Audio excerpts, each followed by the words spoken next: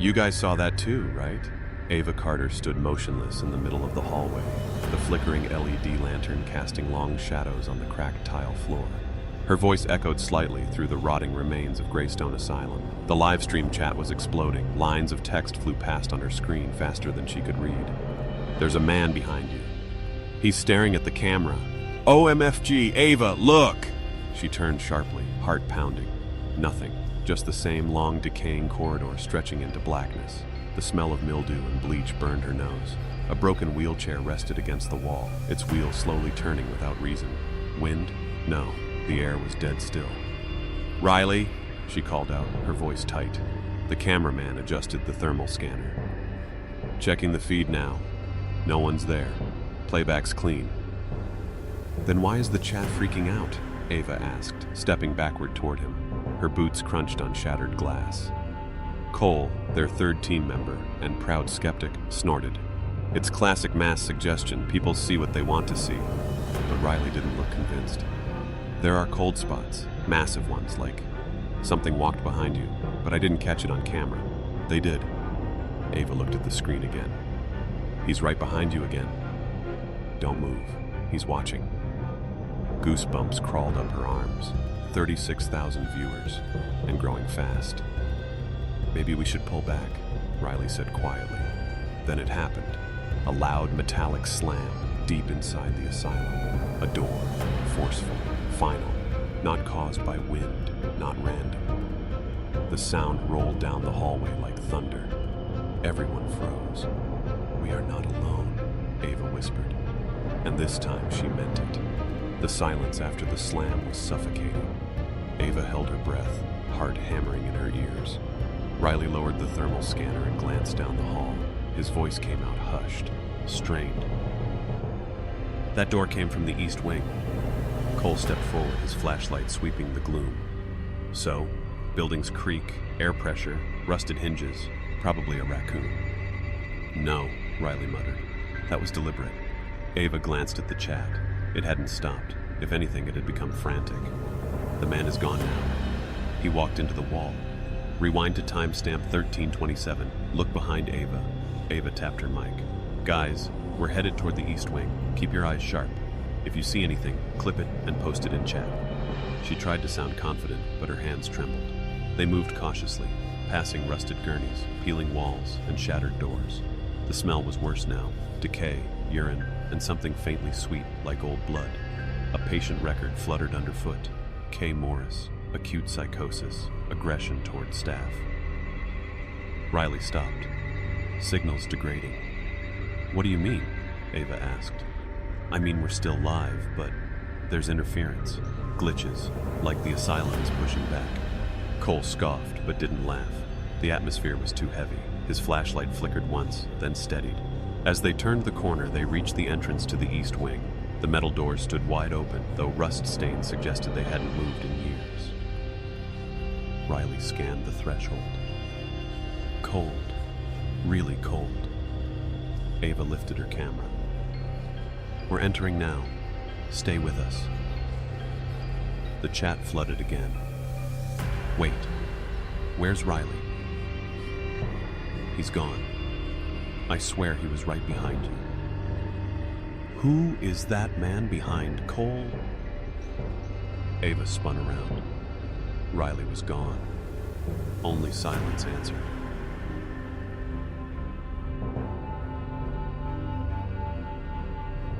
Riley. Ava's voice cracked as it echoed down the corridor. Nothing answered. She turned in a slow circle, scanning the darkness with her flashlight. The hallway stretched in both directions, empty, quiet, and cold. He had been right behind her. She was sure of it. Riley, this isn't funny, Cole called, trying to keep his tone steady. But the live stream chat was already losing it. He vanished on camera. No footsteps, no sound, just gone. Rewind the footage. He flickers before he disappears.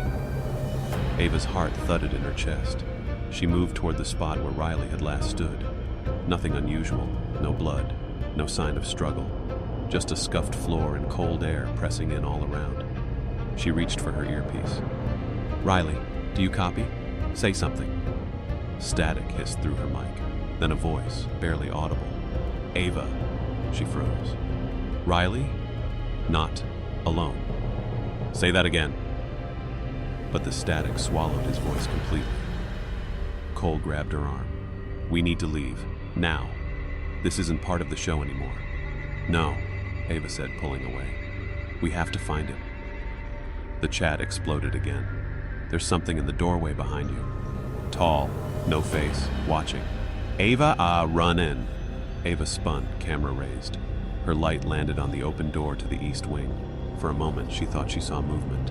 Something tall and slow sliding back into the shadows. She took a shaky step forward.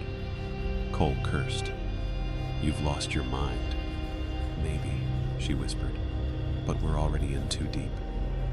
Then they both heard it. A scream, muffled, garbled, human. Definitely Riley. Coming from the east wing. They ran, and the doors slammed shut behind them. The slam of the doors echoed like a shotgun blast. Ava lunged at them, banging her fists against rusted metal. Riley, Riley, can you hear me? Cole grabbed the handle and yanked. It didn't budge. No lock, no mechanism, just sea. Lead, like the building itself had decided they wouldn't leave. This wasn't open before, he muttered, his voice low. These doors looked fused shut. Ava stepped back, breathing hard. The corridor ahead stretched into thick darkness, broken only by their flashlights. The air had shifted. It felt damp now, clinging to their skin like sweat. A high-pitched hum vibrated in the walls, just at the edge of hearing. She checked the chat.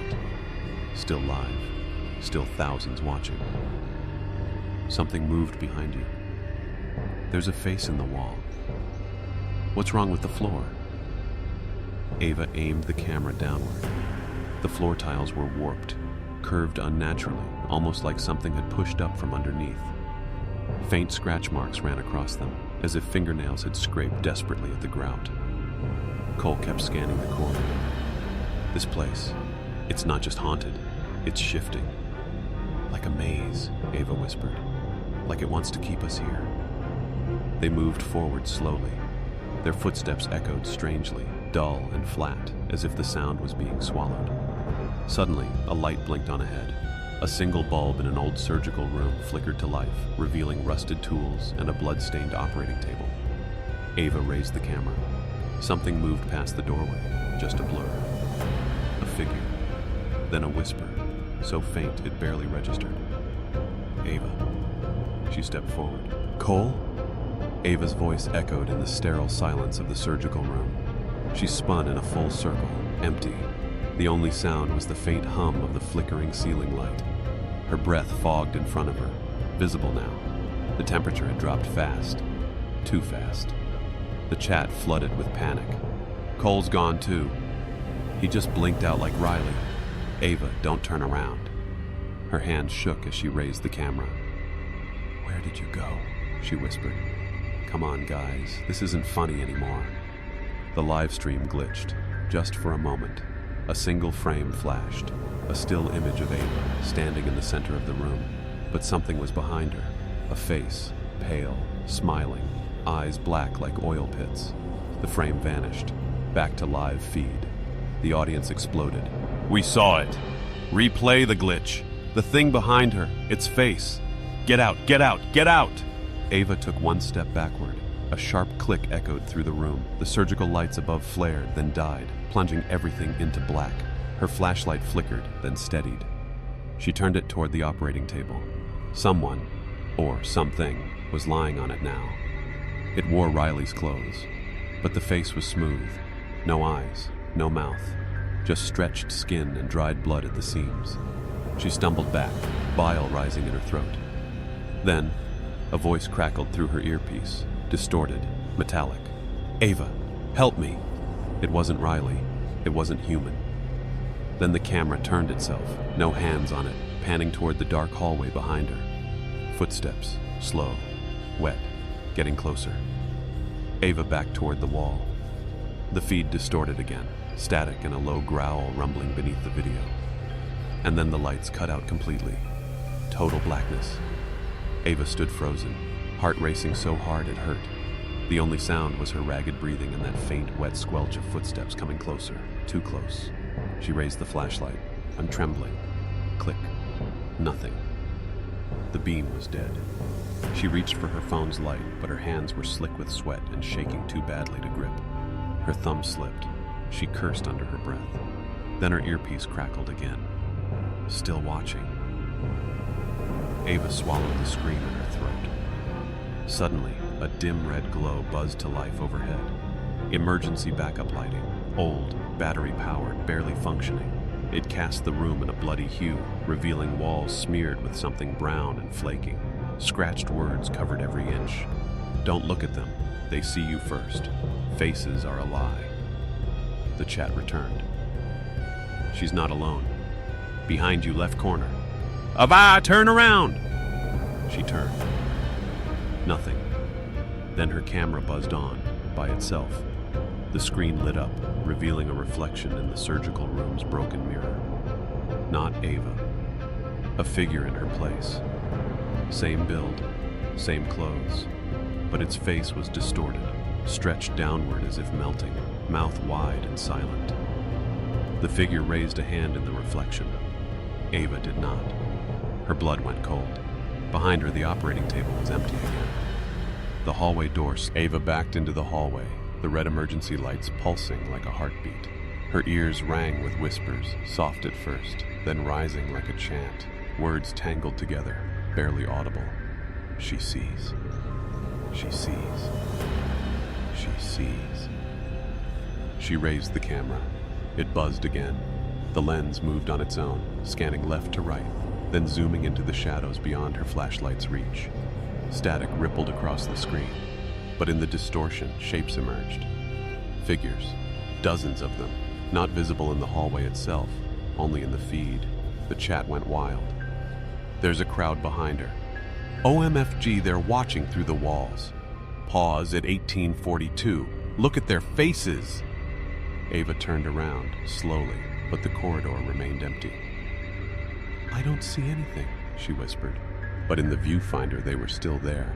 Tall silhouettes with no features, standing motionless, watching. She took a step forward. They didn't move. Then her screen glitched. For one single frame, just one, she saw herself, but not. Her face stretched unnaturally wide, her eyes empty holes.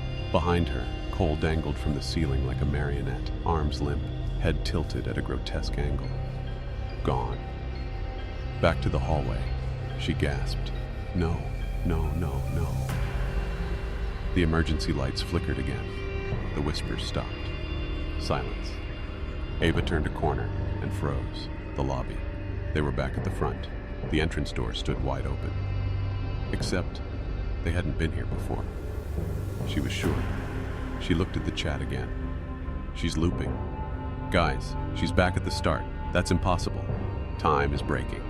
Ava ran for the doors, but as she reached them, they slammed shut. The glass reflected her face, except her reflection smiled, and Ava didn't. Ava stumbled back from the doors, her reflection still smiling, a wide, frozen grin that stretched too far, revealing gums instead of teeth. Its eyes remained locked on hers, blinking out of sync. She blinked once. It didn't. Then it raised its hand, again, not mirroring her, but moving independently, like it was trapped behind glass, or pretending. The livestream chat surged in panic. That's not her. The reflection moved first. It's not a mirror. It's a window. Ava turned away, breath catching in her throat. The red hallway behind her had changed again, no longer empty. The wallpaper now pulsed like skin, veins crawling beneath its surface.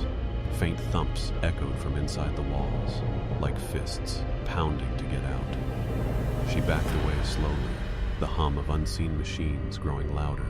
It sounded like breathing, labored, wet. Then, a voice cut through the static in her earpiece. Ava, help. It's still wearing it. She froze. Riley? Silence, then louder, behind her. It's still wearing me. She turned. Nothing. But in the corner of the ceiling, a figure slowly descended, limbs dangling, joints bending the wrong way. It wore Riley's jacket, his boots, but not his face. His face had been peeled off, stretched over a grinning shape like a mask.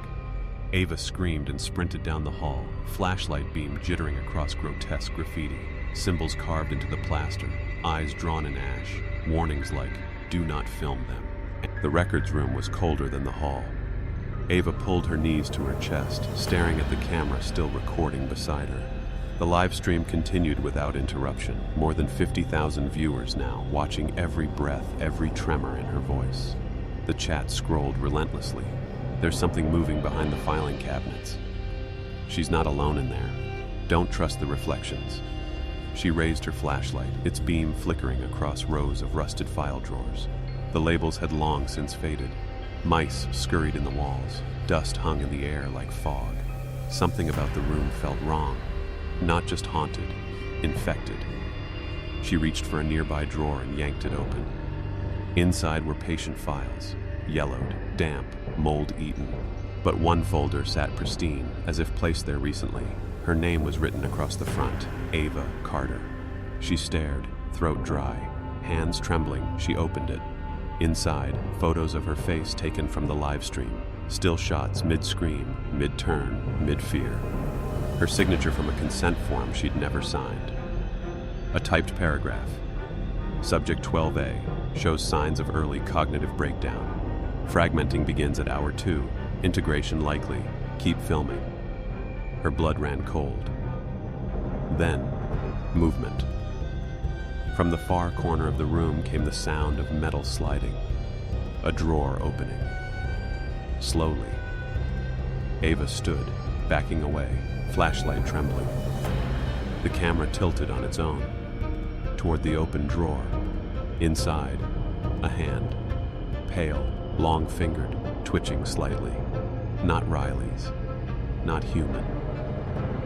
The lights above fizzed, then popped. Darkness. She pressed herself against the wall, swallowing a scream. In the glow of her flickering flashlight, something began crawling out of the cabinet, jerking, twitching, smiling with too many teeth. The chat exploded. It knows she's reading the file. It's coming for her now.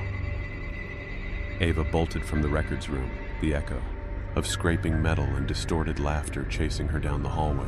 Her flashlight jittered with every step, casting fractured beams across warped tile and twitching shadows.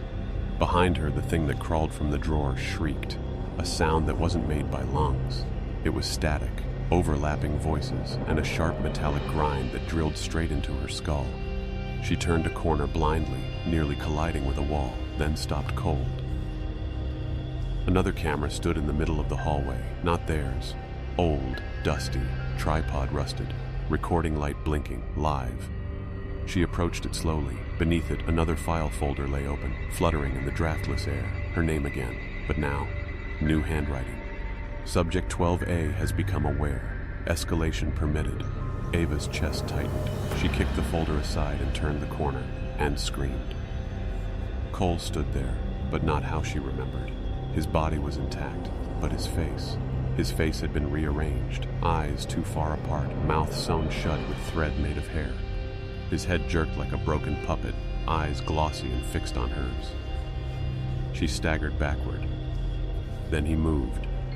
Not walked, slid, feet dragging, head tilted. The chat exploded. Do not talk to him. That's not Cole. That's something else wearing him. It's baiting her. Cole lifted a hand, pointed behind her. She turned just in time to see her reflection again, in the glass of a cracked display case. This version of her had no eyes, just smooth skin and a bleeding grin. It mouthed something silently. Ava turned to run, and ran straight into a mirror she swore hadn't been there seconds ago. Her reflection didn't mimic her. It reached out.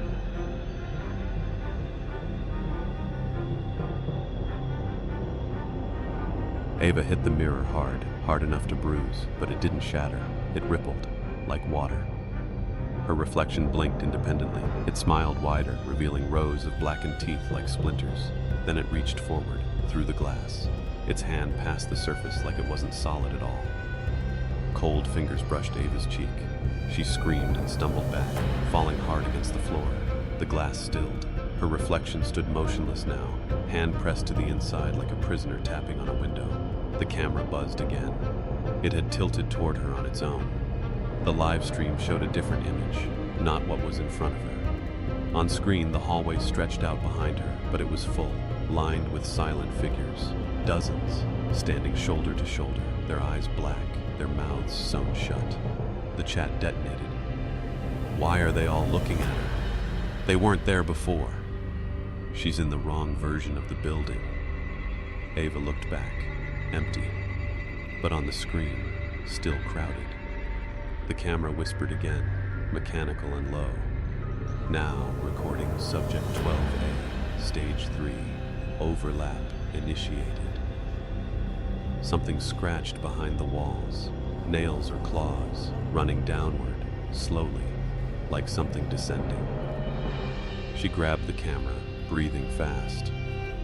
What do you want from me? The reply didn't come from the building. It came from her reflection. Still grinning, it mouthed the words, "Keep filming." The hallway lights flickered, then pulsed rapidly like strobe lights. In the flashes, she saw flashes of herself, in different poses, screaming, running, falling, dying. Then darkness, only the camera light remained. And just beneath its glow, something began crawling out from beneath the floorboards. The floorboards groaned beneath Ava's feet. Something was under them, moving slow and deliberate as if feeling its way toward her. The wood bulged, Creepypasta. Act. A long splinter rose, jagged and wet. She backed away, camera held tight against her chest. The lens adjusted on its own again, zooming in toward the rising boards. The chat erupted. Look under her. There's a face in the floor. Its eyes are opening. Ava's breath hitched. She dropped to her knees, hesitated, then aimed her flashlight into the widening gap between the floorboards. A pair of eyes stared back.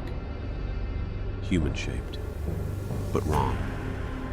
Too large, set deep in flesh that shimmered like oil in moonlight. The thing blinked, slowly, then smiled. Not with lips, but with its skin, peeling upward to reveal rows of teeth.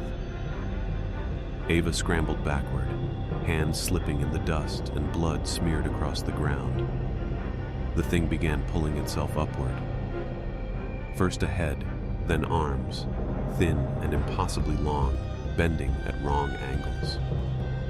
It whispered through a split in its throat. She sees us now. Behind her, the hallway shifted again. Tiles twisted like puzzle pieces, reshaping the path. Walls pulsed, doors vanished. The camera panned without her touching it, turning to capture every moment. And suddenly, there were two Avas on screen, one standing, one crawling from the floor. The live stream glitched again, displaying both versions side by side. Which one is real? They're both Ava, but different times. Or she's split, fragmented. The one on the floor locked eyes with her and whispered, "It hurts to be watched." Then the light snapped off. The only thing Ava heard was the sound of her own voice, coming from the wrong direction. The darkness swallowed everything, walls, floor, even her breath. Ava crouched low, clutching the camera like a lifeline. The glow from its tiny screen was the only light left. Her reflection, the crawling version of herself, was gone. But something else remained. Footsteps echoed nearby, not hurried, not lost, slow, deliberate steps, bare feet on tile. She lifted the camera, hands trembling. The screen showed her own POV. Except, it wasn't what she was seeing. On screen, the hallway was blood-soaked, walls dripped with rot. Broken wheelchairs lined the corridor, and bodies, her bodies, hung upside down from hooks in the ceiling, all of them twitching slightly. The chat was chaos. Why are there copies of her? She's in two places at once. This isn't live anymore. It's looping. Ava stood slowly. Her ears buzzed, not from fear, but from the subtle shift in the air, the pressure you feel before a building implodes. She turned around and froze. Cole stood 5 feet away, still smiling, still broken. Only this time, he held the camera Ava had started the night with. The red rec light blinked. She whispered, "That's mine." He extended it toward her, then opened his mouth. The voice that came out wasn't his. Subject 12A has begun full fragmentation. Suddenly, the walls around them shivered and split, revealing dozens of tiny rooms stacked like cells, each one flickering with different versions of Ava. In one, she screamed endlessly. In another, she bled from her eyes. In another, she stared directly into the camera, whispering something over and over. Ava's head throbbed. She screamed, "Stop!" Everything froze. All the versions turned toward her at once, and they all spoke in perfect sync. "You brought them. You let them in." The walls groaned like old bones, then settled into silence. Ava backed away from the cells, heart pounding like a rum inside a metal box. The camera in her hands buzzed softly, distorting every few seconds, glitching between what she saw and something else. "I didn't bring anything," she whispered, but her voice sounded small, unreal. She turned toward the nearest cell. Inside, a version of herself sat huddled in the corner, mouth sewn shut with rusted wire. The figure's eyes locked onto Ava's, and even through the thick glass, she could feel the heat of its rage. Her earpiece cracked to life, Garrett's voice trembling. "Ava, Ava, we're seeing. There's hundreds of you on the stream. What the hell is going on?" Ava opened her mouth, but couldn't speak. Behind her, a long, slow breath scraped through the air. She turned, fast. A massive two-way mirror stood at the end of the hall, where there had been only empty darkness a moment before. It reflected nothing. No walls, no Ava, just darkness. And then, a shape, tall, robed in black, face hidden behind a cracked porcelain mask. The figure lifted one hand and pointed directly at Ava. Her reflection snapped into existence on the mirror, bleeding, eyes rolled back, mouth wide in a silent scream. Ava stumbled backward. Her reflection didn't. The chat exploded again. "She's not in the mirror. What is that thing? Why can we see it and she can't?" Garrett shouted again in her ear. "Ava, you need to get out. Right now. Just run." But she couldn't move, because the figure had turned. Now, in every cell, behind every wall, in every broken screen, all the versions of her were screaming, and she could finally hear them. "Cut the stream!" Garrett barked, pacing the control tent. His face was pale, sweat beading on his forehead. "I don't care if we lose subscribers. Cut it!" But it was too late. The chat had turned feral. The camera's moving on its own. Who's filming them now? That face, behind Ava. Garrett stared at the main monitor. Ava's body was still. She wasn't holding the camera anymore. Yet the live stream continued, smooth, steady, cinematic, like something else was directing it. Then the angle changed, slowly tilting toward a cracked ceiling tile, and a pale, bruised face was staring down through the gap, mouth stretched open, eyes blinking out of sync. Garrett's breath caught. "Who the hell is that?" he whispered. No one answered. Behind him, Kayla had gone silent, headphones crushed against her ears. Her mouth was moving, but no sound came out. He touched her shoulder. She jolted, eyes glassy. "They're whispering." "What?" "In the static, the stream. It's not the audio feed. It's talking to the viewers." On screen, Ava finally moved, but her steps were wrong, jerky, floaty, like she wasn't fully touching the floor. Her arms dangled, her head lolled to the side. Her voice echoed, delayed. I'm fine, still exploring." But Garrett hadn't opened her mic again. Then the overlaid text glitched, flashing across the stream. "She's not alone. She's not Ava. The feed is a door." And then the face in the ceiling tile smiled. Suddenly, Kayla screamed, pointing at the playback monitor. The live chat was showing Garrett, his exact face, sitting alone, watching the screen. Only, the reflection behind him wasn't his. It was Ava, but not the Ava in the asylum. This one was grinning, bloody, watching, waiting. Garrett lunged for the monitor, yanking the cable out with a violent jerk. The screen went black. Silence swallowed the control tent. Kayla stood frozen, arms wrapped tightly around herself, eyes locked on the dark screen like it still whispered to her. "Did you see that?" Garrett hissed. "Tell me I'm not losing it." Kayla didn't answer. Outside, the wind moaned through the asylum's rotted windows. The sound was thin, unnatural, like someone blowing across glass bottles. Garrett's phone buzzed in his pocket. Notifications, hundreds of them.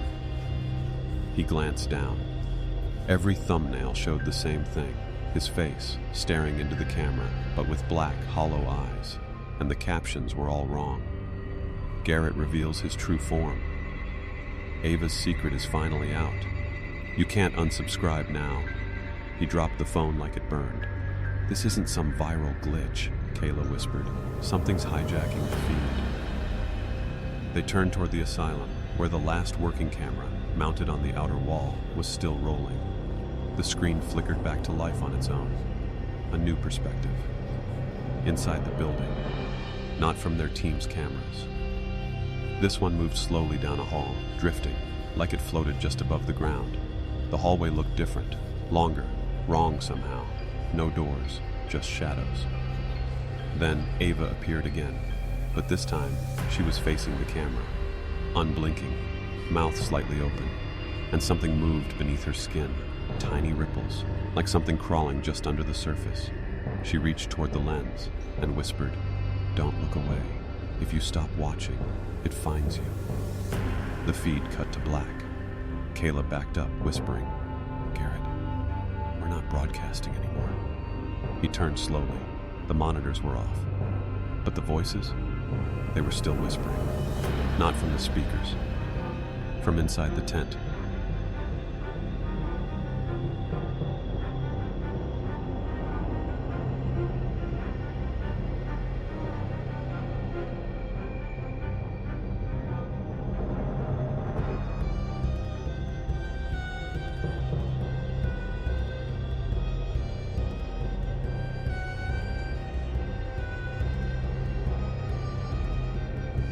The whispers were soft at first, indistinct murmurs like people talking behind a wall.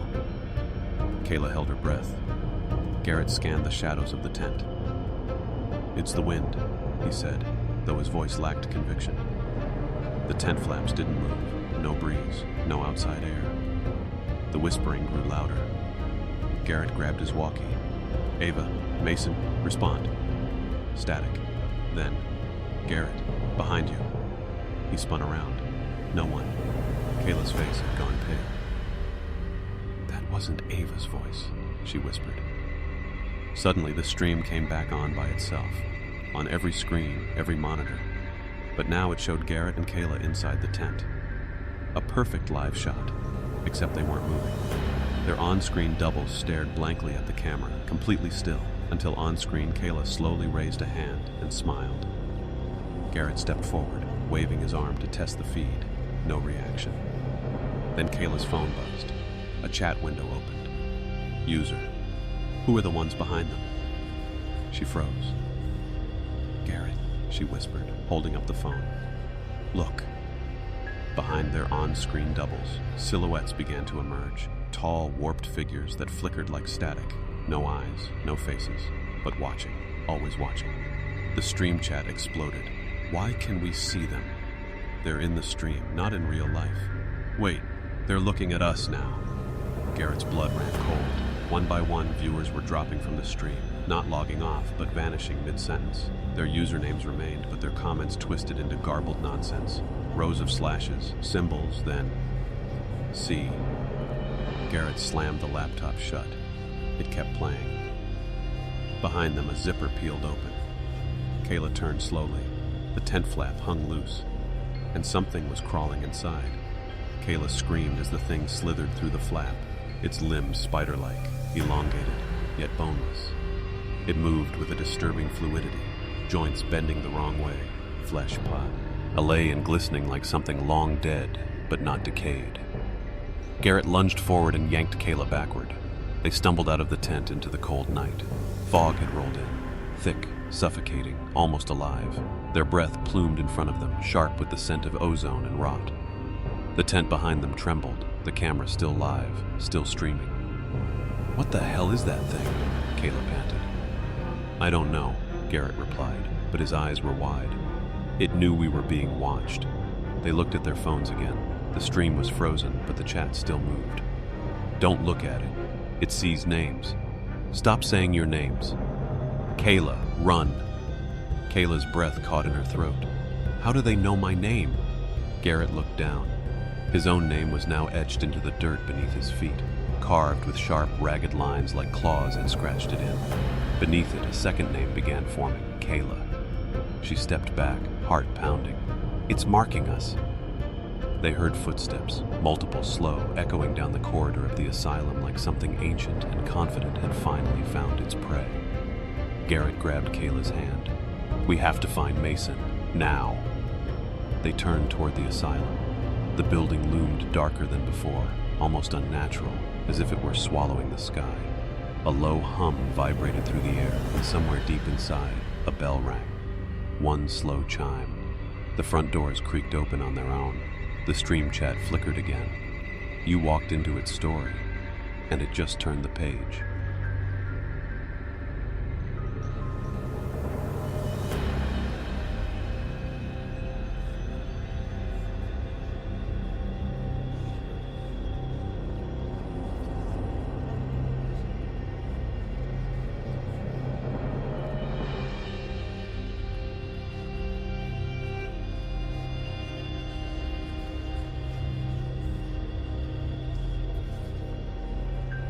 The asylum's front doors gaped like a mouth inviting them in. Kayla hesitated. "Why are we going back inside?" "Because Mason's still in there," Garrett said. "We're not leaving without him." The fog clung to their clothes as they stepped across the threshold. The moment their feet crossed the doorway, the temperature dropped sharply, enough that Kayla's breath crystallized midair. Inside, the once decaying lobby was different. Everything looked restored. Clean linoleum floors, gleaming check-in counter. The overhead lights buzzed softly, but they were on. And worst of all, people. Staff in pristine white uniforms moved through the space like ghosts in reverse. No one acknowledged them. "Are we seeing the past?" Kayla whispered. A man pushed a wheelchair down the hall, humming. A nurse passed right through Garrett. "What the hell is this?" The chat on Kayla's phone flickered violently. "You're not in the stream anymore. You've entered the memory. It traps you in stories." Suddenly, a familiar scream echoed from down the hallway. "Mason." Kayla ran toward it, her footsteps silent despite her speed. Garrett followed, past room after room that flickered between decay and pristine order. They found Mason in a padded cell, huddled in the corner, shaking. His eyes were wide, his lips moving wordlessly. "Mason!" Kayla rushed in. He looked up slowly, his mouth opened. "It knows our voices. It's learning them." Behind them, the door slammed shut. Lights flickered. The world snapped, and reality peeled away. The pristine asylum dissolved into mildew, blood-stained walls, and broken tile. Mason backed into the wall. "We've crossed over." The bell rang again. 2 chimes, 2 inside. 1 trapped, 1 marked. The hallway outside rippled, and something waited, watching, smiling. Back in the streaming room, the view was anything but normal. Thousands of viewers were glued to the live stream, but the feed no longer showed Kayla, Garrett, or Mason. Instead, it showed a flickering hallway that pulsed like something alive. The chat was on fire. Where did they go? Guys, is that something crawling on the ceiling? Why is there a woman just standing there? Who is she? That's not part of the team. A pale woman in a decaying nurse uniform stood just beyond the frame, frozen. Her mouth was open in a silent scream. Behind her, the walls wept blood. Then the image glitched. She was suddenly closer, then closer again, then gone. The viewers began to panic. Hundreds reported feeling sick. Some claimed the lights in their homes flickered as they watched. One sent a desperate message. "My mirror cracked. I'm not joking. Make them stop." Inside the asylum, Kayla held Mason as he trembled. Garrett tried the cell door. It wouldn't budge. "She's watching," Mason whispered. "The nurse. She's always been here. She feeds on attention. The more they watch, the more real she becomes." Kayla stared into the corner, where shadows crawled unnaturally up the walls. "The stream," she said slowly. "We need to stop it." Garrett pulled out his phone, trying to end the live feed, but the screen wouldn't respond. It was frozen, playing a different video entirely. It was them, locked in this room, screaming, over and over. "Garrett," Kayla said, pointing. In the hallway, the nurse stood behind the glass, head tilted, grinning like she'd been waiting all this time. The chat continued, even though Garrett shut off his phone, pulled the battery, and threw it across the room. But still, the glow persisted. From Kayla's pocket, her backup phone was on. The screen blinked. Live, 42,000, watching. Comments poured in. "She's in the room. She's behind Kayla. Turn around. Turn around." Kayla's hands trembled as she pulled out the device. The camera showed their locked cell, same as before, but in the frame was something none of them had seen with their own eyes. The nurse, standing behind them, perfectly still, her mouth no longer gaping, but smiling. Kayla turned around. Nothing. She turned the camera back to the wall. There she was again, closer. Mason was rocking, whispering something that sounded like a prayer or a warning, his voice barely more than breath. "She's watching us watch ourselves. That's how she gets in." Garrett snatched the phone, covered the lens with his hand, but the stream continued as if nothing blocked it. "We're being broadcast whether we want it or not," he muttered. "This isn't a normal feed." Outside the cell, footsteps echoed again. Wet, slow, deliberate. Kayla crept to the narrow slit in the door and peeked out. The hallway was pitch black, but something passed by, dragging metal behind it. She stepped back as the sound stopped directly outside their door. Then came a knock. 3 slow, deliberate raps. Knock, knock, knock. They all stared at the door. Then the lock clicked. The door began to open. And from the phone, the audience screamed in all caps, "Run! She's there! She's smiling!" The heavy door creaked open no more than an inch. A sliver of shadow spilled into the room, inky, thick, almost alive. Kayla stepped back instinctively, her breath catching in her throat. Garrett raised the broken tripod like a spear, and Mason stayed crouched, eyes shut, rocking faster. "Do not loot." "Kay," Mason whispered. "She moves when you look." The live stream camera was still running, still streaming, but something had changed. The comments had slowed, now just repeating one phrase over and over. "Don't blink. Don't blink. Don't blink." Kayla squinted at the screen. Behind them, in the frame, the nurse had stepped fully into the room. But when she turned around, nothing. A hollow silence fell. No footsteps, no breathing, not even Mason's whispering. Then the smell hit. Rotting antiseptic, soaked bandages, and something coppery and metallic. The kind of stench that clings to your tongue and burrows in your nostrils. "I think she's inside the camera," Kayla said, her voice barely audible. "No," Garrett replied. "She's using the camera to mirror into our world." The door slowly creaked wider. The hallway was blacker than before, like the darkness itself had thickened. They couldn't see anything out there, but something could see them. Suddenly, the overhead lights flickered violently. For a split second, the room was bathed in blinding white, and in that flash, she was visible. The nurse, inches from Kayla's back, smiling. Then darkness returned. Kayla screamed. Garrett lunged forward, yanking her away, slamming the door shut with everything he had. The lock clicked into place again, by itself. On the phone, the viewers were screaming, and a new line appeared in the chat, posted by an account with no name. "She's in your reflection." Kayla froze. The mirror didn't reflect the room anymore. Instead, it showed something much darker.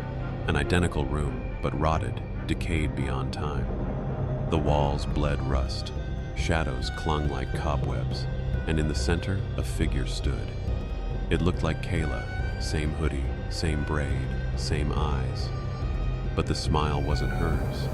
Wide, strained, inhuman. The mirror, Kayla raised a hand, slowly, deliberately. Kayla's arm remained still.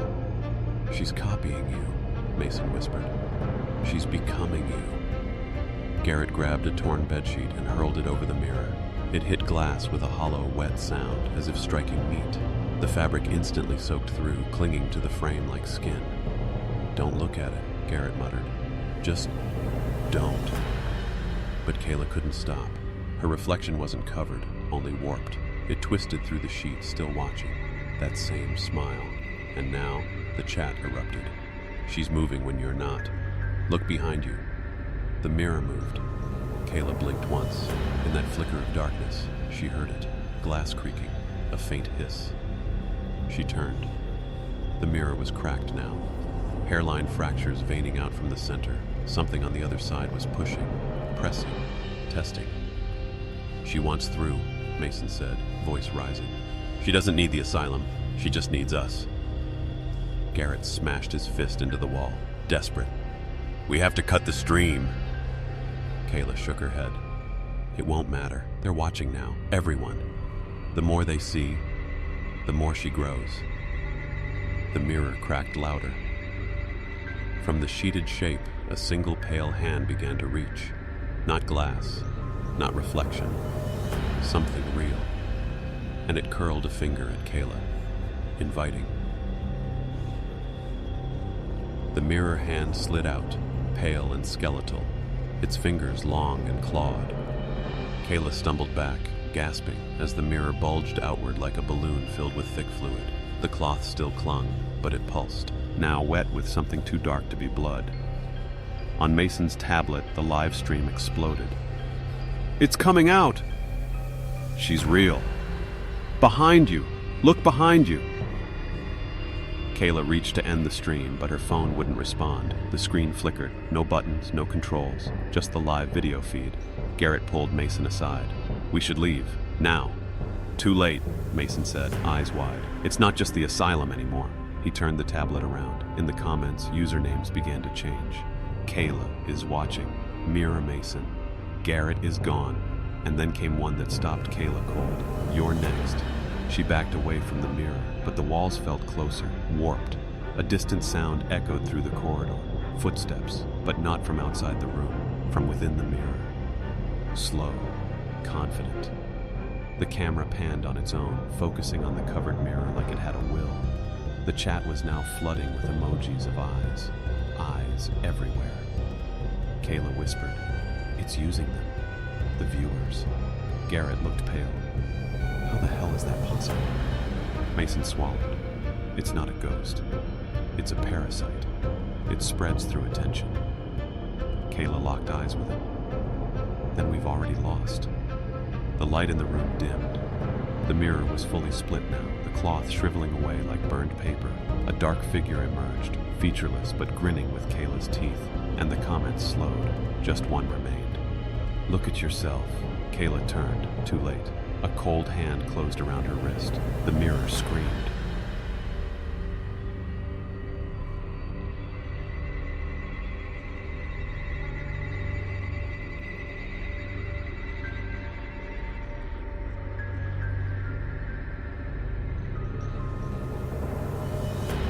Kayla's scream died in her throat as the mirror's hand yanked her inward. But she didn't fall into glass. She stood.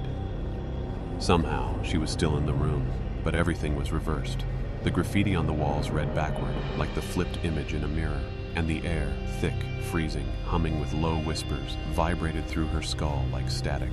Behind her, the figure smiled. It had her face, her voice, her eyes, but they were hollow. "You wanted to be seen," it said, mimicking her exact tone. "Now they're all watching." On the other side, Garrett and Mason stood frozen, staring at the mirror. To them, Kayla had vanished. In her place, the double waved, wide-eyed and twitching. Garrett reached out. "Kayla?" The double turned to them and mouthed something. The feed on Mason's tablet updated a half-second faster than real life. What the hell? Mason whispered. The live stream is ahead of us. Garrett turned pale. It's not showing what's happening. It's showing what's going to happen. Mason stared at the screen. The doppelganger looked up and smiled, then lunged. In real life, it hadn't moved yet. I think it's controlling the future, Garrett whispered, through the viewers. In the mirrored world, Kayla backed away, breath sharp. Shadows crawled across the floor like liquid ink. She ran, but the world looped. Same hallway, same doors. Her footsteps didn't echo. They repeated, even when she stopped. In the feed, viewers began typing names of towns, streets, houses, places they shouldn't know. I see you. You're next. Keep watching. Mason's voice cracked. We've turned every viewer into a window. Garrett grabbed the tablet. Then we have to shut it down before it finds a way out. But it already had. Behind them, a new door creaked open. The door groaned open behind Garrett and Mason, its hinges shrieking like metal dragged across. Bone. A chill swept the hallway, colder than death. Mason turned first, and instantly regretted it. Standing in the doorway was a figure made of static. Its edges flickered like broken pixels, distorting the air around it. One moment it had no face. The next, it wore Garrett's. Mason stumbled backward. That's not Kayla. That's not anyone. The thing took a step forward, its limbs jerking in awkward, glitched motions, like it was buffering between realities. Garrett clutched the tablet. It's pulling itself from the stream, using us as hosts. In the mirrored world, Kayla stopped running. She saw the same figure, watching her through every window, every reflection. It was no longer copying her, it was becoming her. She clutched her chest, heart racing. They're not just watching, they're letting it in. A message appeared on the stream. Thumbs up to see more. Don't stop watching. And the likes flooded in. Back in the real world, the hallway lights exploded one by one as the entity approached. The feed shimmered, pixels tearing like wet paper. Garrett shouted, "We shut it down, now!" Mason yanked open his laptop and slammed the live stream dashboard. Error. Connection locked. Feed mirrored. The figure stepped into the room fully now, growing sharper, more defined with every viewer joining in. Its eyes flickered like screens, looping Kayla's scream over and over. We're not streaming it anymore, Garrett said, backing up. It's streaming us. In the mirror world, the signal was no longer theirs. Garrett stared at the control board. Buttons unresponsive, screens looping distorted versions of their faces, mouths moving out of sync. Every attempt to cut the feed failed. The asylum wasn't just haunted, it was broadcasting. Mason's voice cracked. It's like the feed is feeding on us. Outside, wind shrieked through broken windows. The building groaned as if awakening, its walls pulsing faintly with a heartbeat not their own. The air smelled like burnt ozone and rotting meat. In the mirrored world, Kayla found herself in the day room again. But this time the mirrors were gone, just black, rippling glass walls, a reflectionless void. A whisper crawled through the static. You brought them. You made us real. The voices weren't coming from the asylum anymore. They were coming from the audience. On Garrett's screen, the live chat erupted. Did anyone else just hear that whisper? Why did my mirror just crack? This isn't part of the show, right? Then, I saw myself blink, but I didn't blink. Kayla's mirrored counterpart stepped out of the wall and placed her cold glass fingers against Kayla's cheek. She whispered, "They're watching. That's how we get out." Kayla screamed. Back in the real world, Garrett dropped his tablet. We need to shut this down from the server, physically, rip out the core hardware. Basement. Mason nodded, grabbing his gear. Before they upload more of us. They sprinted down the stairs, but the halls were wrong now. Twisted, longer, pulsing like veins. Doors opened into nowhere. Laughter echoed behind them, high-pitched, childlike, but layered with something deeper, ancient. As they descended, Garrett whispered, "We're not inside the asylum anymore." Mason's breath hitched. The asylum is inside us. The basement door groaned open, exhaling a breath of sour, mechanical rot, tangled. Wires slithered from the ceiling like veins, pulsing faintly with static. The walls were sweating, a thick, gelatinous moisture that reeked of mold and old blood. Garrett stepped in first, flashlight flickering as if the darkness itself pushed back. Behind him, Mason hesitated, clutching the crowbar like a crucifix. "This isn't a server room," Mason whispered. "It's a womb." Rows of ancient monitors buzzed to life, their screens displaying the team. Garrett, Mason, Kayla, even Dana, walking, talking, in real time, from angles no camera should have had. One monitor showed Kayla in the day room, still locked in mirrored paralysis. Another showed Dana, who should have been dead, standing in a corner, smiling blankly at nothing. And then, a new screen flickered on. The audience. Not through webcams, but actual rooms, dozens of them. Viewers watching the stream, now frozen, terrified. A woman in New Jersey stared at her phone, unaware of the shadow rising behind her. A man in Sweden was screaming at his own reflection. The asylum was bleeding out, into the world. Garrett found the mainframe, a massive metal husk humming with an unnatural energy. At its center, a black, glassy orb pulsed like a heart. "I think this is it," he said, stepping closer. The orb responded, tendrils of static reaching out, coiling around his arm. Mason screamed, trying to pull him back, but it was too late. Garrett's eyes rolled back. On the monitors, every version of him, past and present, smiled in unison. "You showed them," he said. Mason bolted up the stairwell, lungs burning, mind spinning. His boots slammed against the rusted steps, but behind him the sounds weren't matching. They were delayed, like echoes playing catch-up. At the top, the corridor stretched longer than it should have. Lights buzzed overhead, but each bulb flickered with a different rhythm, creating a strobe that made the walls seem to pulse. His tablet buzzed. He didn't want to look, but he did. The live stream was still going. Viewers were posting furiously in the comments, but the messages were no longer typical reactions. "Behind you. It knows your name. Stop reading this. You brought it here." Then a new message appeared, one that chilled his marrow. "Mason, turn around." He stopped breathing, slowly turned. Nothing. But the hallway was different. The paint was fresher, and the floor was clean. Lights were warm, familiar. He recognized it. It was the hallway from his childhood home. He stepped forward. The smell hit first, lemongrass and lavender, his mother's scent. "Mason," a voice called from behind the door at the end. "Dinner's ready." It was her voice, exactly right. "No," he muttered. No, this isn't right." The comments kept flooding in, now begging him to leave. "It's not her. Don't open the door. That's where it lives." He turned and ran. The hallway behind him warped, doors stretched, floors twisted like rubber. Something ran beside him inside the wall, moving at the exact same pace. When he reached the lobby again, Kayla stood there, her eyes glassy, mouth moving, but no words escaping. Mason shook her. "Kayla, we have to go." She blinked, then whispered, "They're watching through us now." The stream hadn't stopped. Mason's tablet glowed with a strange intensity, the battery still at 100%, though it had been running all night. The viewer count ticked upward.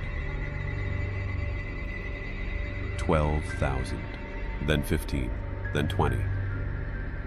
Kayla clutched her camera like a lifeline, her fingers trembling. "The numbers aren't right," she whispered. "People aren't finding the stream. It's finding them." "What does that mean?" Mason asked, swallowing hard. She showed him the chat. The usernames were wrong. Not handles, not aliases. Real names, full names. And beneath each name, location tags, cities, addresses. One even said, "Watching from room 302 of the asylum." "That room doesn't exist anymore," Mason breathed. "We passed where it should have been. It was just a blackened wall." The screen flickered. A new user joined the stream. No profile picture, just the name. Mason Rowe. Mason stared at the tablet. That's me." Another name appeared. Kayla Dean. The live chat slowed, then froze. Comments stopped scrolling, and in their place, the screen showed video, not from Mason's or Kayla's cameras, but from behind them. A cold breath ghosted over Mason's neck. He spun, camera raised, but nothing was there. Yet in the feed, something stood inches away, its face veiled in static, its form flickering like it couldn't fully exist here. Kayla's voice cracked. It's streaming from somewhere else. Mason yanked the tablet from Kayla's hands and slammed it face down against the concrete floor. The screen cracked but didn't turn off. It kept glowing faintly, humming with static. The viewer count continued climbing. 1.2 million. Kayla's voice trembled. It's like it won't die. The camera in her hand powered off on its own. The light above the lens blinked 3 times, then turned red. Every device around them shut down, phones, mics, even their backup battery packs.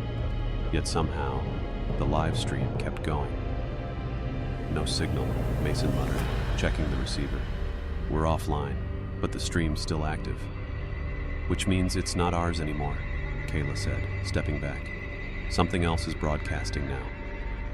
A hollow sound echoed through the asylum, like footsteps, slow, measured, but coming from every direction.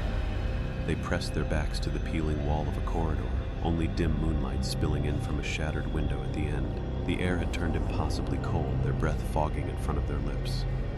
From the far end of the hall, something emerged, not walking, not crawling, but gliding. It had no form, just a distortion in the air, like heat waves in reverse. Light bent around it. Then it spoke, but not aloud.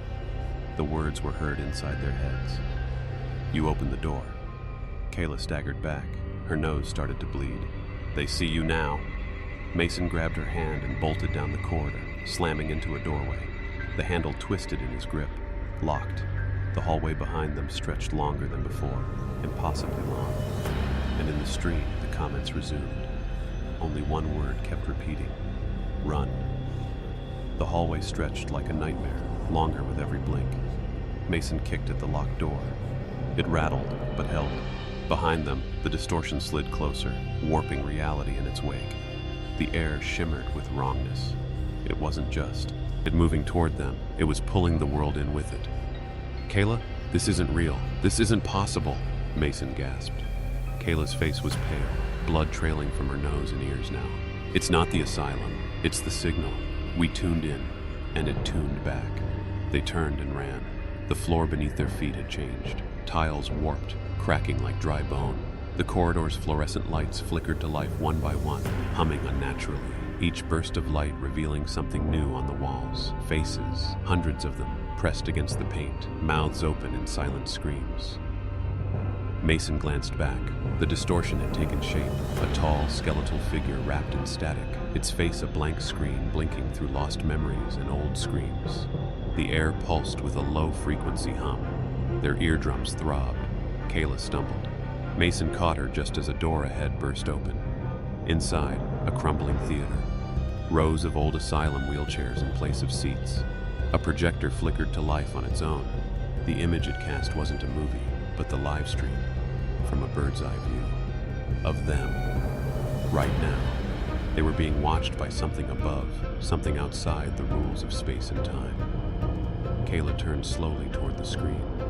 On it, her face stared back. But in the stream, she was standing alone. Mason was gone. She screamed, but in the chat, comments flooded in. We see you, Kayla. Don't look behind you. Too late.